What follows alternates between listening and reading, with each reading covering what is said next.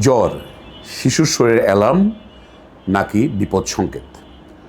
গতকাল রাত 2:47 আমার মোবাইল ফোন বেজে উঠল এবং একজন বাবা কাপা গলায় বললেন যে স্যার, আমার বাবুর 104 ডিগ্রি জ্বর স্যার, আমার জ্বর, বাবু কি বাঁচবে স্যার?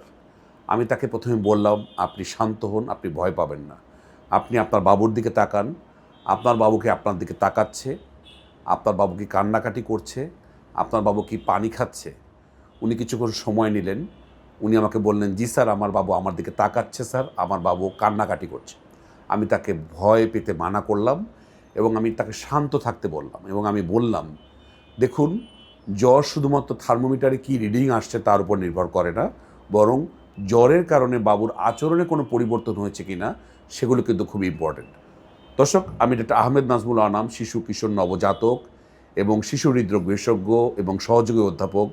গত 2 দশক ধরে আপনারা জানেন আমি শিশু স্বাস্থ্যের সাথে জড়িত আছি এবং আমি দেখেছি যে জ্বর হলে যে আমরা যে থার্মোমিটারে জ্বর মেপে যে আতঙ্কিত হই, তার চেয়েও বেশি ইম্পর্টেন্ট অন্য কিছু ব্যাপারও রয়েছে।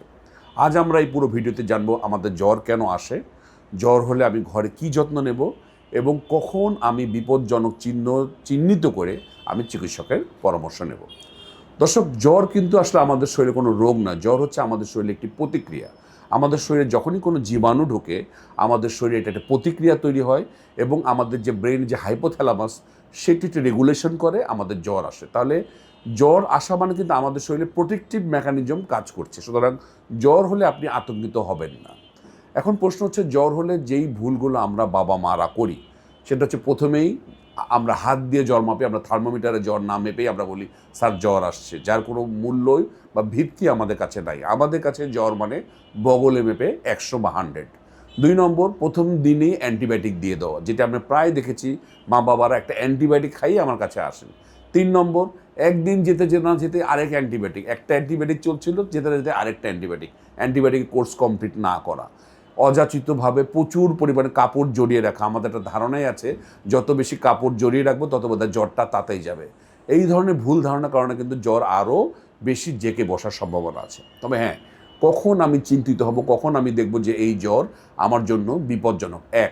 যদি জ্বরের কারণে বাবুর খিঁচুনি হয়, বাবুর শ্বাসকষ্ট হয়, বাবুর আচরণ অসংলগ্ন হচ্ছে, বাবু তো ঝিমুচ্ছে, পানি খেতে পারছে না এবং প্রস্রাব কমে গেছে, বাবুর গায়ে র্যাশ উঠেছে, আর খিঁচুনির কথা তো আমি বললাম, তাহলে কিন্তু ঘরে বসে থাকার কোনো সুযোগ নাই। অবশ্যই আপনি আপনার চিকিৎসকের পরামর্শ নেবেন।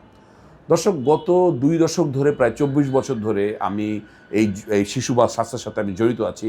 আমি একটি মাতোয়াল শিশু স্বাস্থ্য ইনস্টিটিউটে আমি পিআইসির হেড।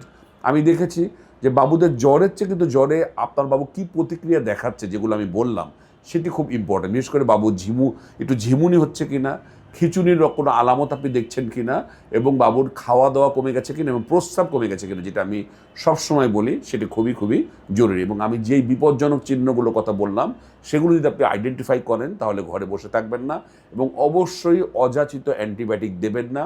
বাবুদের প্রথম দিনে অ্যান্টিবায়োটিক যদি নিয়ে যান, তাহলে কিন্তু ডাক্তার সাহেবের আর কিছুই করা থাকবে না। আমি সবসময় বলবো দর্শক, যে ভয় নয়, সচেতনতা, সঠিক জ্ঞান আপনার বাবুর জন্য দরকার।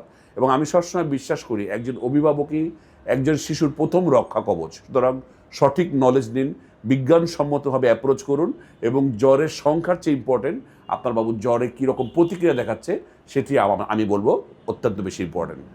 আজ এই পর্যন্তই। পরবর্তী নতুন কোনো টপিক নিয়ে আবারও হাজির হব। সেই পর্যন্ত বরাবরের মতোই আল্লাহ হাফেজ।